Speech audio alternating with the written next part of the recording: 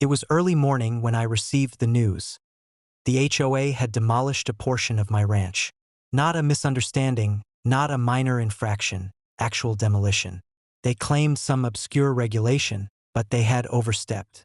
Normally, I might have called my attorney and waited weeks for a resolution. But patience wasn't an option when your livelihood and property were on the line. I took a slow drive out to the site, inspecting the damage. Fences were torn, a small barn partially leveled, and my grazing areas disrupted. The workers had left quickly, likely aware that they were on borrowed legal time. The sight made my blood boil, but I didn't act recklessly. Instead, I formulated a plan that would hit back without violence, using the tools only I had access to.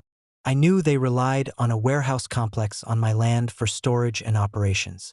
And, as fate would have it, the water supply for their warehouses ran through pipelines I legally controlled.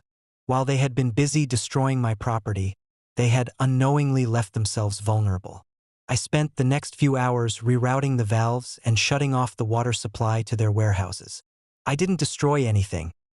I just cut off access, leaving them scrambling to keep their operations functional.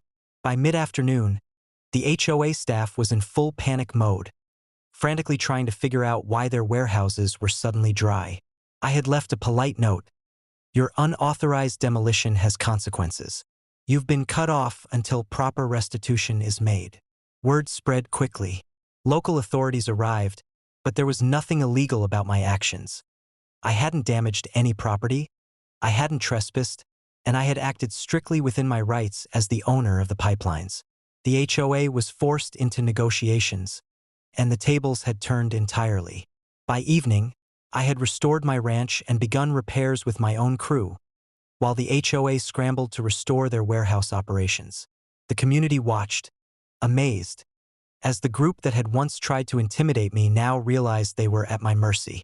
Sitting on my porch, watching the sun set over my undisturbed lake, I reflected on the irony. They had tried to demolish my ranch, but in doing so, they exposed their own vulnerability. I had struck back in a way that was both legal and highly effective, proving that understanding your property rights and infrastructure can be more powerful than brute force. The lesson for Karen and her HOA cronies was clear. Never underestimate the owner. And from my vantage point, I had ensured that they would think twice before ever attempting anything like this again.